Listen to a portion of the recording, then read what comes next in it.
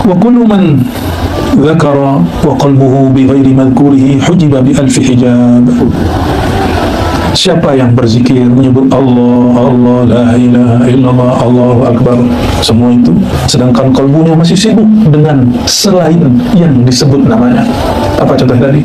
Punggung sakit, tulang sakit, kuduk sakit, pikiran pulang. Semua itu ya akan mengundang hijab, al-hijab, 1000 hijab. Mana tuh? Oleh karena itu, walaupun sudah ditalkinkan zikir Ismul Jalalah, Allah, Allah, tetap ada salat dibanyak-banyakkan oleh guru, mimpin zikir la ilaha illallah untuk membakar hijab. Karena la ilaha tiadalah hijab. Habislah semua hijab. Illallah dengan izin, itu terjemahannya, terjemahan maknawinya. Ya Allah, tolong dihancurkan hijab ini. Yang boleh hijab itu cuma satu, al-hijab an-nuri al-muhammadi, yang disebut di dalam salawat al-hijab al-a'zam, hijab teragung, itu Sayyidina Muhammad SAW. Kalau kita tidak dihijab dengan hijab nur Sayyidina Muhammad SAW, maka beberapa orang dia sakar. Maka yang zikir ya, ana hanya boleh di dalam, ana hanya boleh di mana? Di dalam. Sedangkan Allah al-haq al-mawjud itu boleh dilafazkan. Adab kita ya, kecuali ghalabakal hal, halnya kuat, itu lain cerita ya. Kita tidak akan mengulangi sejarahnya Al-Hallaj ya. Baik. Jadi sudah berzikir pun pikiran tidak dengan yang dizikirkan, masih dihijab berapa? 1000. Hijab inilah yang berpotensi membuat seseorang nanti menggugurkan amalnya. Maka dia ngomong gini, alhamdulillah sudah 20.000, langsung gugur. Wih, luar biasa bro, kalimah ini dahsyat, membuat aneh fana. Masa orang fana tahu dia fana ya. Itulah hijab tadi. Padahal bagus dong, zikir 20.000, bagus ya? Bagus. Bagi orang awam sudah oke, tapi bagi salim enggak. Secara ilmu fikih sudah dapat pahala, tapi secara ilmu thariqah dia belum apa-apa, karena dia belum menempuh jalan. Baru dapat thawab, dapat apresiasi dari Allah Subhanahu wa taala ya. Fa in taharta zahiraka. Kenapa istighfar? Kadang istighfar bahasa Arab, kadang istighfar di Indonesia kan, dimelayukan, diminangkan, dijawakan, disundakan, dibahasakan bahasa kita. Ya, Allah ngerti nggak bahasa Sunda? Kalau istighfar pakai bahasa Minang, terima Allah.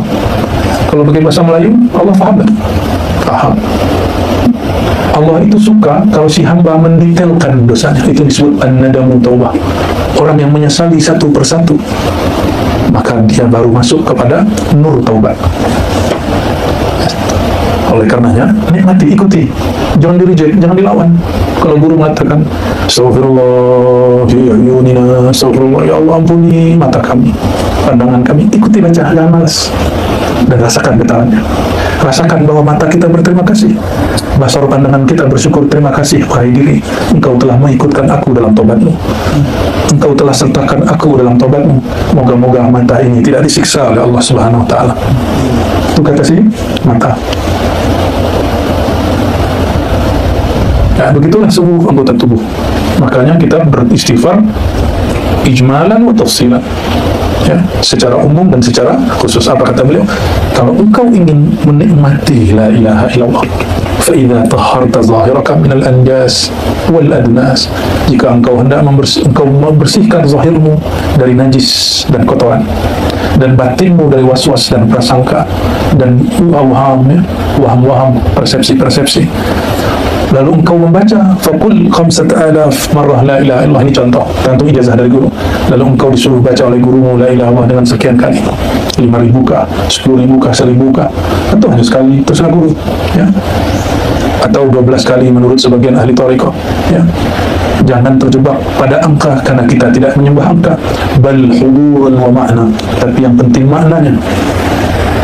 Wa aslu dzikr at-talazzuz wal halawa, Karena pada dasarnya zikir itu menikmati talazzus, menikmati lezatnya kalimat, wal halawah, dan manisnya kalimat. Sudah manis belum zikir Allah-Allahnya? Belum? Masih pahit? Ya? Udah candu belum? Belum ya? Belum candu. Kenapa belum candu? Karena kolbunya masih sariawan. Karena kolbunya masih menyisakan was-was. Kolbunya masih menyimpan sifat-sifat buruk. Sifat kibr, merasa diri oke. Merasa diri sedikit saja lebih dari orang, baik di ilmu atau pada kesucian jiwa. Sedikit saja haram daripada kelezatan zikir. Ini qat'i, hatmi, la syak, ya, nggak ada tawar-menawar.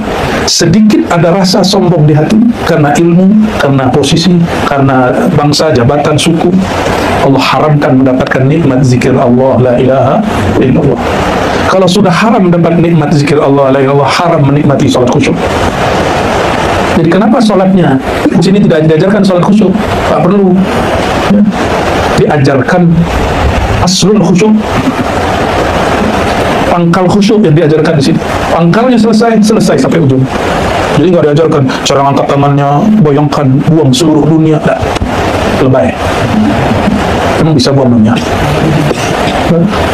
Langsung baca namanya terus. Namun karena makhligai kolbu masih kotor, nama Allah yang mulia tidak mau bersemayam di situ. Oleh karenanya, coba perhatikan Quran. Penghalang was-was, yakin syahadat.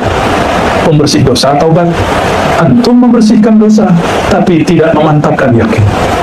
Masih bertanya-tanya, kok Naqsyabandi di sini lain ya? Dimulainya dari syahadat. Baiklah, ini guru Anan Sinan. Mereka lupa, orang dulu syahadatnya oke, yakinnya mantap.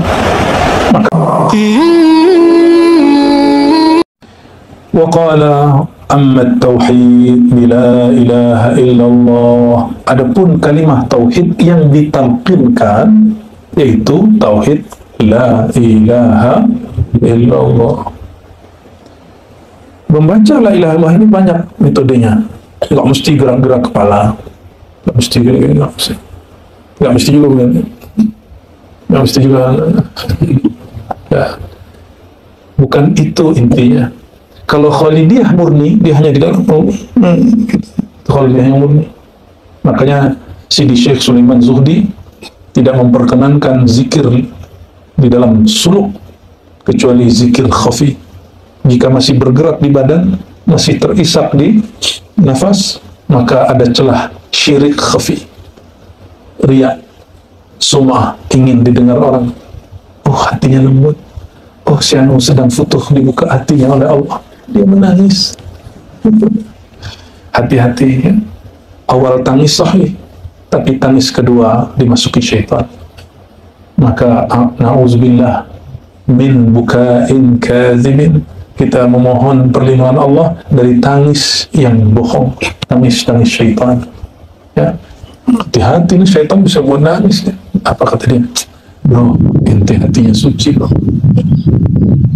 Keraskan, bro, biar kedengeran main samping, bro. Illa idza ghalabana al-ahwal, kecuali ahwalnya sudah kuat. Ya, kita tidak, apa ciri ahwal kuat? Kita tidak lagi memandang orang lain.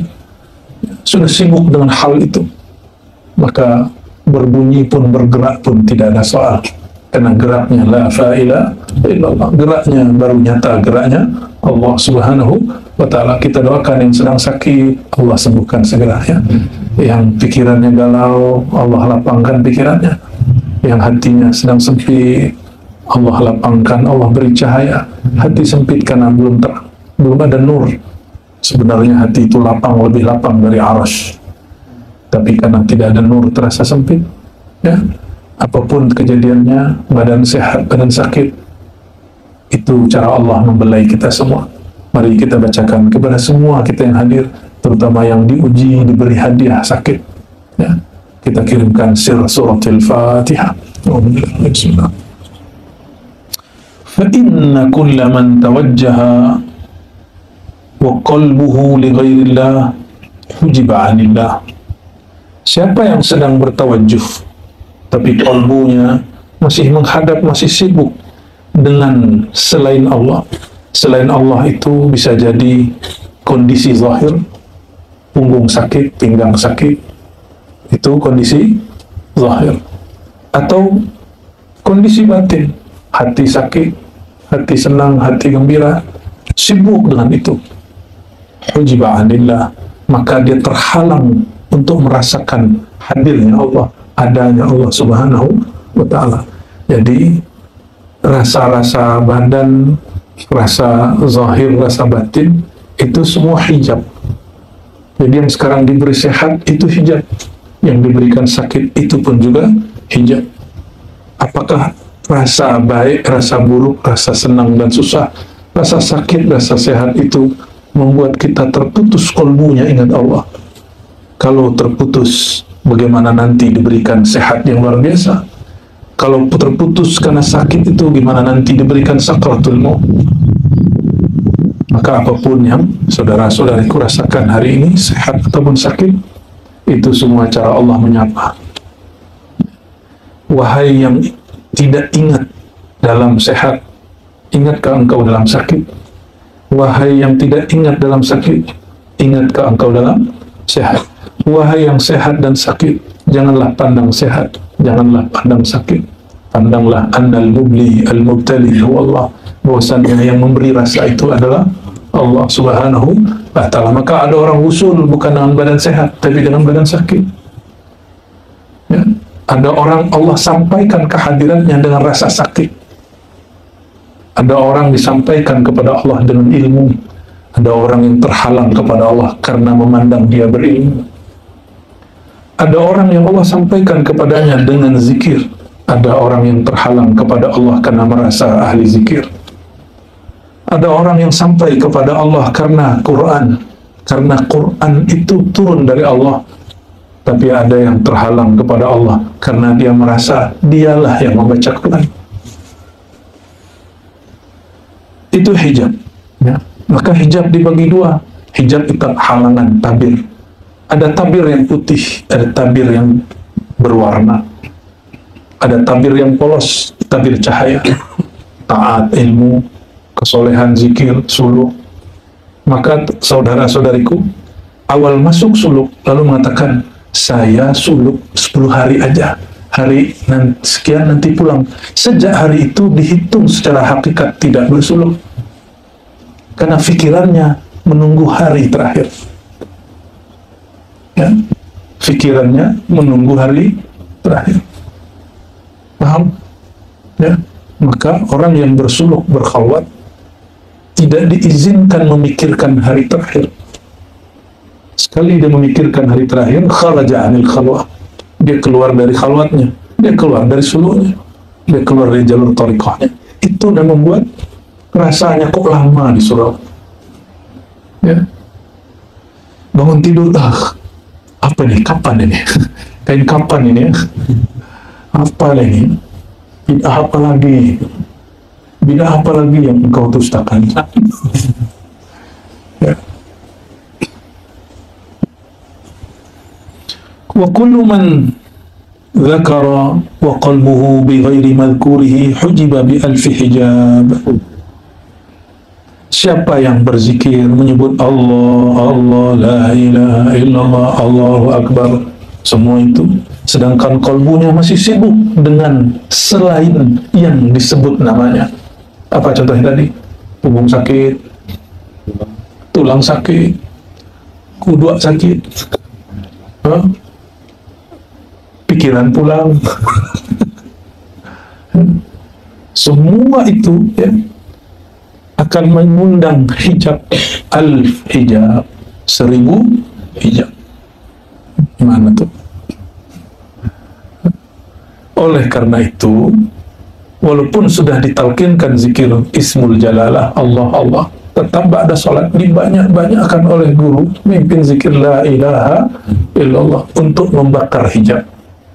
Karena la ilaha tiadalah hijab. Habislah semua hijab. Illallah dengan izin, itu terjemahannya, terjemahan maknawinya. Ya Allah, tolong dihancurkan hijab ini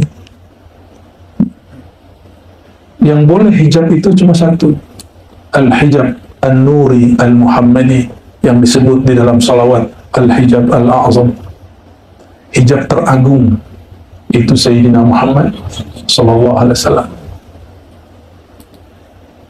Kalau kita tidak dihijab dengan hijab nur Sayyidina Muhammad sallallahu alaihi wasallam, maka beberapa orang dia sakar.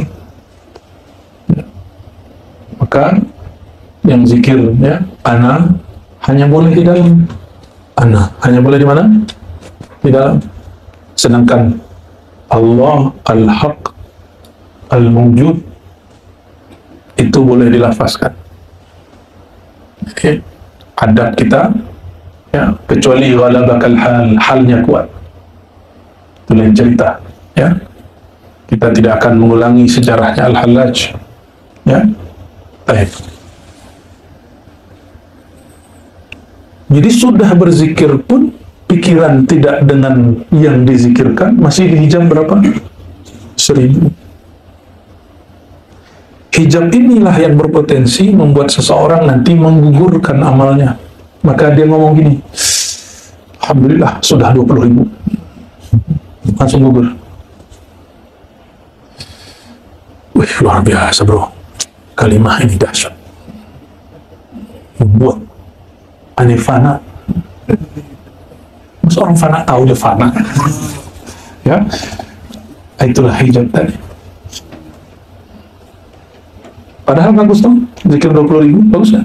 Bagus.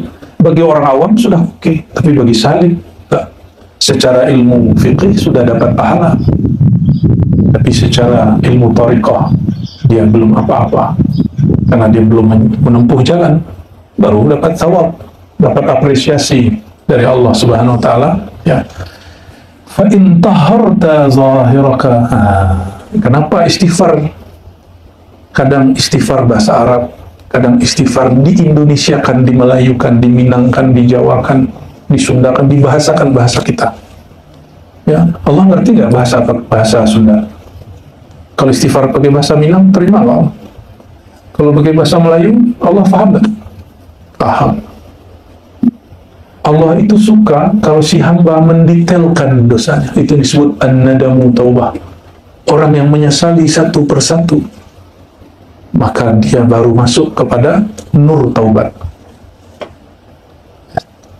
Oleh karenanya, nikmati, ikuti, jangan di-reject, jangan dilawan. Kalau guru mengatakan astaghfirullah fi ayunina, astaghfirullah, ya Allah ampuni mata kami, pandangan kami, ikuti, baca, jangan malas, dan rasakan getarannya. Rasakan bahwa mata kita berterima kasih, basar pandangan kita bersyukur, terima kasih wahai diri, engkau telah mengikutkan aku dalam tobatmu, engkau telah sertakan aku dalam tobatmu. Moga-moga mata ini tidak disiksa oleh Allah Subhanahu wa Ta'ala. Itu kata si mata. Nah, begitulah seluruh anggota tubuh. Makanya kita beristighfar ijmalan wa tafsilan, ya, secara umum dan secara khusus. Apa kata beliau? Kalau engkau ingin menikmati la ilaha illallah, fa idza tahharta zahiraka minal anjas wal adnas, jika engkau hendak membersihkan zahirmu dari najis dan kotoran, dan batinmu dari waswas dan prasangka dan awham, ya, waham-waham, persepsi-persepsi, lalu engkau membaca faqul 5,000 marrah la ilaha illallah, ini contoh tergantung ijazah dari guru, lalu engkau disuruh baca oleh gurumu la ilaha illallah dengan sekian kali, 5.000 kah, 10.000 kah, 1.000 kah, atau hanya sekali, terserah guru, ya, atau 12 kali menurut sebagian ahli thariqah, ya. Jangan terjebak pada angka, karena kita tidak menyembah angka, bal hudurun wa ma'na, tapi yang penting maknanya.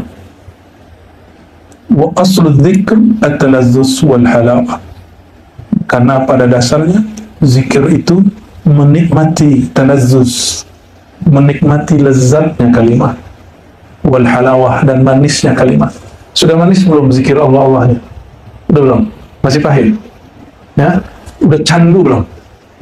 Belum, ya? Belum candu. Kenapa belum candu? Karena kolbunya masih sariawan.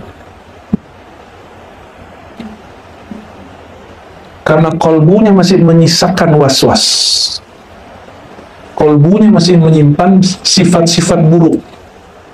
Sifat kibr, merasa diri oke. Merasa diri sedikit saja lebih dari orang. Baik di ilmu atau pada kesucian jiwa. Sedikit saja haram daripada kelezatan zikir.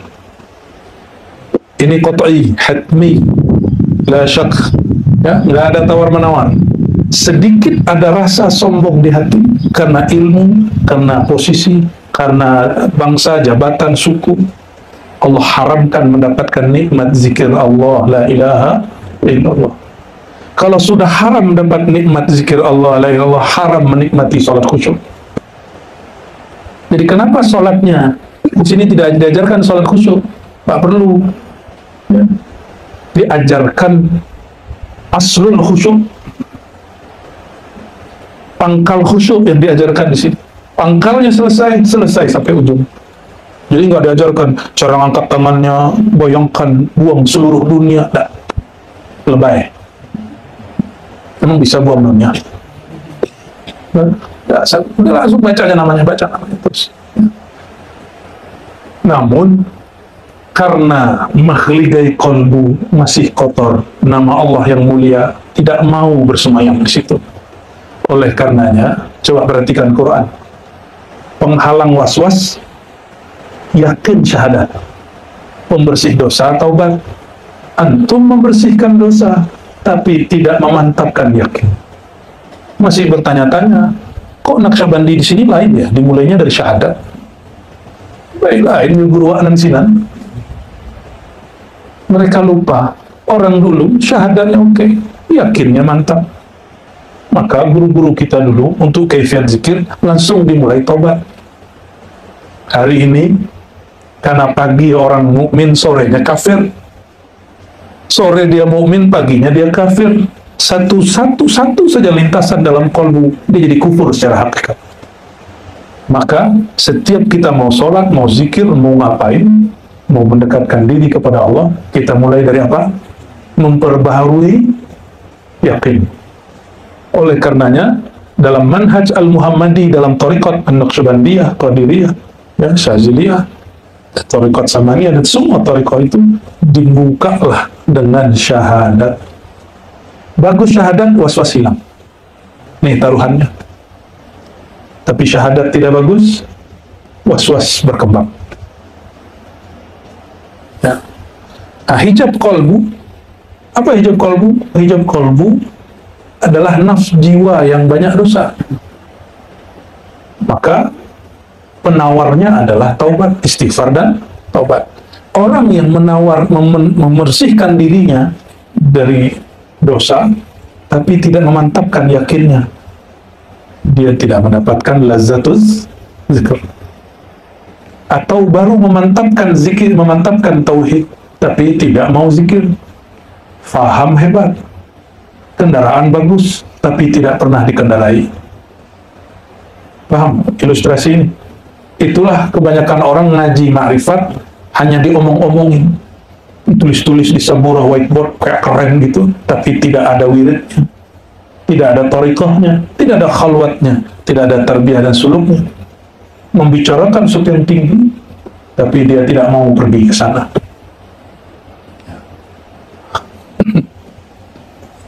Wala yazalu dzakir yadhkur hatta yudrik. Maka senantiasalah orang yang berzikir itu mengingat, menyebut, hatta yudrikal ajaib wal gharaib wal asrara al azimata wal kaifiyat al fakhimah, sampai dia merasakan, mendapatkan keanehan, keajaiban, rahasia yang besar dan cara-cara yang luar biasa. Hal-hal, ya, kaifiyah istilah hal. Thumma la yuharrik lisanahu bidzikr wa yabqa al-fikr wa huwa al-maqam al-akabir. Jadi zikir itu pertama menyebut dengan lisan. Jika Allah berikan rahasia, berikan natijah, lisannya bergerak sendiri, tapi dia tidak lagi memperhatikan hurufnya, makharijul hurufnya, dia sudah sibuk dengan yang punya nama. Ya. Bahkan sebelum sibuk yang punya nama, Allah kasih jalan-jalan. Maka kawan-kawan nih mulai bingung, ini halu atau perjalanan rohani? Ini halu atau haluan? Setiap zikir hilang. Ya. Ada yang bunyi huruf H, ada yang huruf H. Jangan suuzon. Boleh jadi dia sedang di alam sana. Boleh jadi dia tidak di alam manapun. Apa ciri-cirinya jika dia sampai kepada alamul fikr? Dia tersadar dapat makna la ilaha illallah. Itu namanya maqamul akabir, maqamnya para tetua. Walaupun badannya masih muda, fahuwa syekhun ma'a syababihi, maka dia tua meskipun dia masih muda. Tapi badan sudah tua, zikir tidak dapat makna. Fa anta syabun ma'a kuhulatik, engkau itu masih belia meskipun badan sudah tua entah. Ya. Suka-suka Allah lah ya. Wa fihi kalam fa'arif. Ya. Dalam bab ini banyak pensyarahannya, cukup engkau bijaksana. Ya. Artinya nggak diterusin lagi membeli. Nanti ada bab sendiri ya. Wa hadha tawajjuh sari'ul fathi. Metode ini, metode membaca la ilaha illallah, hatinya penuh hadir, seperti yang diajarkan oleh buya-buya. Itu yang diajarkan di majelis khusus. Kita nggak boleh buka di majelis terbuka. Silakan diambil cara itu. Fa innahu sari'ul fatah, karena itu cara futuh, tersingkapnya rohani dengan cepat. Jadi kenapa dalam talqin zikir itu selalu ada la ilaha illallah? Karena itu qat'ul ala'iq, memutus kait dengan dunia. Memutus kait dengan dunia. Makanya metodenya kayak gimana? Ujungnya ada yang di bahu kanan, ada yang di bagian latifah ruh, lalu dihunjam ke dalam, dihentak, gitu. Itu bukan hentak-hentakan siap gerak, itu bukan. Itu hentakan kata untuk memutus jalur yang lain. Kalau sudah putus, jangan dihentak lagi. Paham? Kalau sudah putus, digali dalam-dalam. Namanya wukuf qalbi. Bahkan zikirnya dikhofikan. Namun karena keluar khalwat, khilqahnya tidak terpasang baik zahir ataupun batin, alaik ikatan yang tadi ke dunia terhubung lagi. Maka setiap ba'da sholat, Buya Asfi dan Buya Odomi memotong lagi, menyunat untuk kesekian kali. Itulah khitan gaib. Wa aksarul ibad, kebanyakan hamba, tarakul ibadat wa riyadat wa istaghallu bitawajjuhat. Nah, kenapa tawajjuh itu perlu lama-lama? Karena tawajjuh lebih dahsyat daripada riyadah. Riyadah artinya mengulang-ulang nama. Kalau tawajjuh menghadapkan kolbu kepada yang menguasai kolbu. Kalau riyadah sibuk dengan nama, kalau tawajjuh sibuk dengan yang punya nama. Maka tawajjuh itu spesial. Tapi jika tawajjuh belum terasa, kembalilah kepada nama. Makanya diizinkan dalam tawajjuh mengulang-ulang nama Allah. Aslinya tawajjuh tidak nyebut, hanya diam, menunggu faid dari Allah Subhanahu Ta'ala. Satu kali kami ikut tawajjuh di Tanah Suci Mekah, ternyata masih ada Naqsyabandi di sana. Tawajjuhnya sama, siang hari, ba'da Jumat. Berkumpullah beberapa orang, dibacalah ayat tawajjuh. Lalu diamlah banyak murid. Tapi ada murid yang lain hanya muridin gurunya. Dia tidak tahu sedang apakah orang tawajjuh. Ada murid satu lagi dia baca Allah. Ada yang buka kitab dalail. Lagi tawajjuh bukan dalail. Selesai, sang guru mengatakan, kalau engkau tawajjuh, fantazirul madad, tunggulah anugerah pemberian Allah, al-fuyudat ar-ruhaniyah, limpahan-limpahan rohani dari silsilah yang bersambung kolbunya kepada rohaniah Rasulullah SAW. Jadi kalau belum paham bagaimana cara tawajjuh, kolbu hubungkan ke kolbu guru.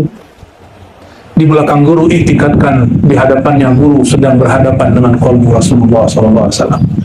Ini metode tawajuh. Ya, kita pejam mata, ya, sebut ya tadi syahadat segala macam, sebut nama Allah sebentar, lalu pandanglah qalbu. Qalbu ini cermin. Jika dia cermin, hadapkan cerminnya kepada qalbu guru. Karena qalbu guru sedang menghadapkan cerminnya kepada qalbu Rasulullah SAW. Maka bayangnya memantul. Jika pantulan itu sampai kepada qalbu, barulah disebut mendapat aliran fuyudat ruhaniyah, aliran cahaya Nur Muhammad sallallahu alaihi wasallam. Paham? Tawajuh. Jadi selama ini tawajuh apa ya? Ya. Zikir khafi kalau belum. Jadi kalau guru sudah mulai Allah diam, mulai kita memasang cermin qalbu. Maka beberapa syekh mengajarkan, ya, hubungkan qalbumu dengan qalbu guru, wajahmu dengan wajah guru, latifahmu dengan latifah guru, sirmu dengan sir guru. Maka nggak sembarangan guru yang dirobitohkan itu, ya, tidak sembarangan guru yang dirobitohkan. Sang guru jika dia merasa dirinya yang mentawajuhi, batal faidnya. Maka tempat ini saksi, kalau beliau-beliau ini merasa dirinya yang mentawajuhi, faqutiat al-fuyudat wal madad, maka anugerah Allah berhenti. Tapi kalau mereka taubat, astaghfirullah, ya Allah, siapalah aku akan mentawajuhi murid, bantulah aku ya Allah, bantulah kami ya Allah melalui Rasulullah dan silsilah. Barulah mereka silsilah ini kemudian hadir. Beberapa orang diizinkan memandang, Allah bukakan basirahnya, tampaklah olehnya siapa yang hadir, ikut bertawajuh bersama-sama. Ada yang tidak diizinkan tapi dia syahdu, itu pun cukup. Ada yang tidak lagi, dia nggak sibuk dengan gurunya lagi, nggak sibuk dengan dirinya, tidak sibuk dengan hadir, dia sudah dalam hadiratullah subhanahu wa ta'ala, sudah sibuk dengan sang jamalu Nur Muhammad sallallahu alaihi wasallam. Jika tuan-tuan ini jatuh cinta dengan seseorang, sebanyak itu orang yang cantik, yang dia pandang hanya sang cantik yang satu. Jika nih puan-puan ini memandang jatuh cinta pada seorang laki-laki yang gagah, banyak laki-laki, tapi yang terpandang di hati hanya satu. Mulailah dia tilik menilik, intai mengintai. Itulah awal dari muraqabah. Ya, awal dari, maka muraqabah pertama muraqabatu syuyukh, muraqabatul mursyid, bermuraqabah kalbu murid dengan kalbu guru, berintai-intai. Si murid memahami, hati-hati, kalbu kita sedang diintai. Mulailah muraqabah pertama, walaupun zikirnya masih Allah, tidak ada masalah. Bersyukur kalau begitu. Biasanya rasanya jalaliyah, agak ada sedikit rasa takut. Makanya ketemu guru kadang takut, mau salam pun kadang takut. Guru faham, kata guru, salam kiri kanan balik. Itu sebenarnya karena tidak semua berani salaman, ingin salaman. Ada satu dua yang takut. Paham? Bukan berarti guru lagi sok nggak mau salaman, enggak. Irhamu man fil ardh yarhamukum man fis sama, karena sayang kepada satu dua orang itu. Hatta ahraqa dzikr qulubahum ma siwallah wa tawaqqafu. Lalu zikir itu membakar kalbu mereka, meledakkan relung hati mereka, mematahkan hijab-hijab dalam diri mereka. Wa tawaqqafu, lalu mereka wukuf sejenak, wukuf berhenti. Madad tadi, menunggu rasa, ya. Fa idza kana ma'adatin hasal al-kamal a'zam sari' al-battah. Nah, inilah untungnya kalau sedang suluk.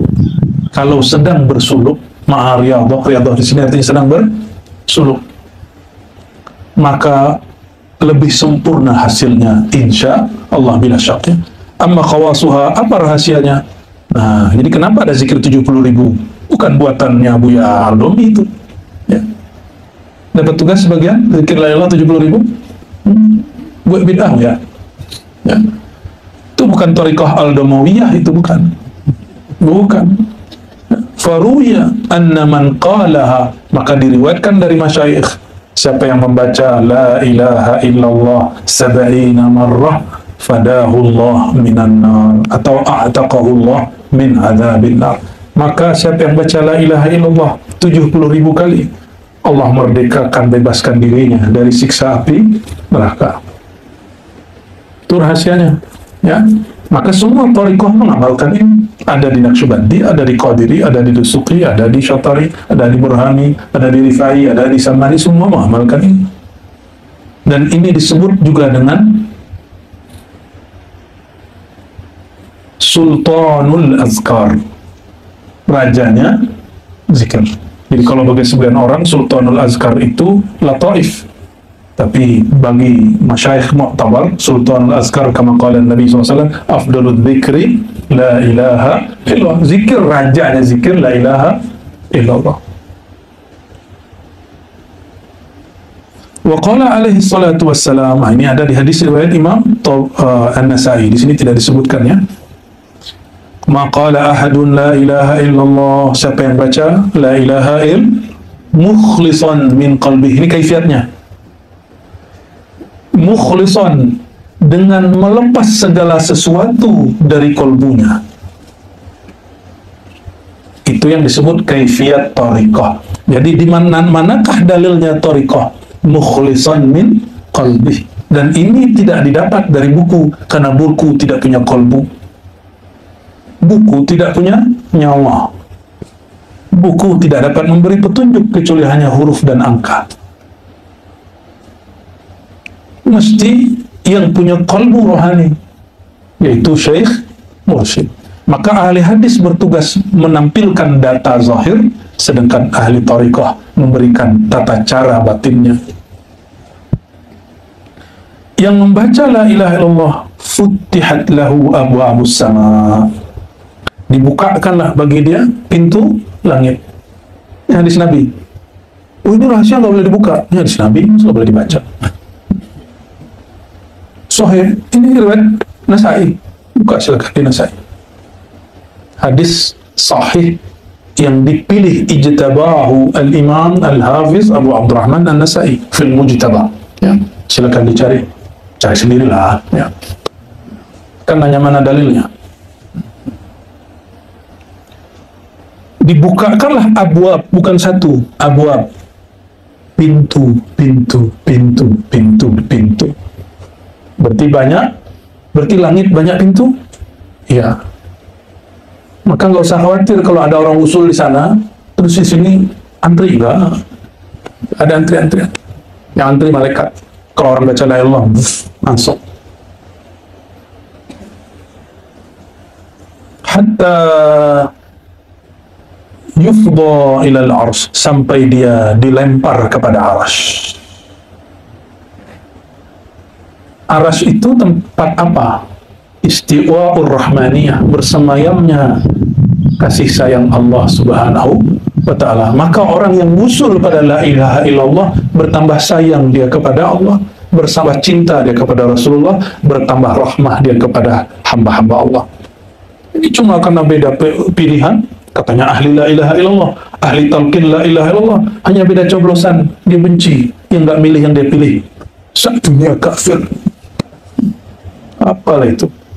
Berarti dia bukan masuk kepada arsy rahmani, dia sampai kepada arsy syaitani. Na'udzubillah min zalik. Ya, na'udzubillah, summa na'udzubillah. Semoga Allah kekalkan kita dalam rahmatnya. Amin ya rabbal alamin. Bisyarat apa? Majtanabal kabair, selama dia menjauhi al-kabair. Al-kabair, dosa besar di sini yang maksud syirik. Imma khafiyan wa imma jaliyan. Baik itu syirik khafi ataupun syirik jali. Selebih daripada itu dosanya diampuni oleh Allah SWT, akan dilempar. Tapi dia terjebak sihir. Mau dia baca zikir la ilaha illallah 70.000 kali 70.000 kali 70.000 kali 70.000 kali 70.000, la yanfa'uhu wa la yufiduhu. Ya, hati-hati, ini banyak berpakaian mursyid tapi ilmunya ilmu sihir.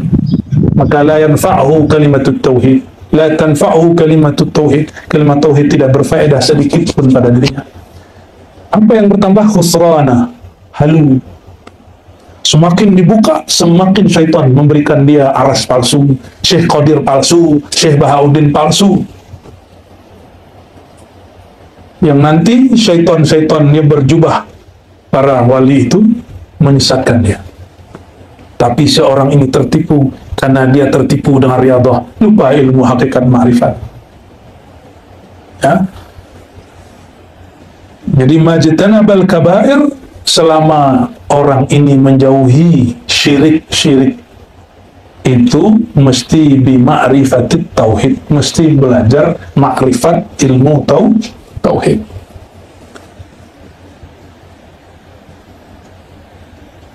Dan lalu ada kalimatnya, la ilaha illallah, siapa yang baca la ilaha khalisan min qalbihi, ikhlas dari kalbunya, wa maddaha bitta'zim, lalu dia panjangkan la ilaha illallah bitta'zim, dengan penuh mengagungkan yang punya nama, ghufira lahu arba'ata alaf, diampuni 4.000 dosanya, ya. Minal kabair, hatta itu dosa kabair. Kenapa? Karena zikir dia sudah dengan ma'rifat, maka syiriknya ikut gugur. Lalu siapa yang punya rasa takut? Nah, kata beliau, nah ini nggak boleh kita buka di sini. Sudah, khalas ya. Cukuplah ya. Yang ini khas ya.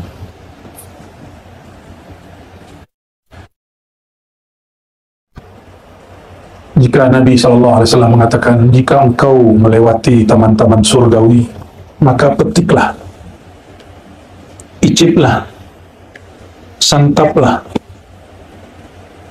Nah ini kesempatan, tinggal berapa hari lagi, kita bukan hamba pemburu Lailatul Qadar, walaupun kita berharap dapat Lailatul Qadar.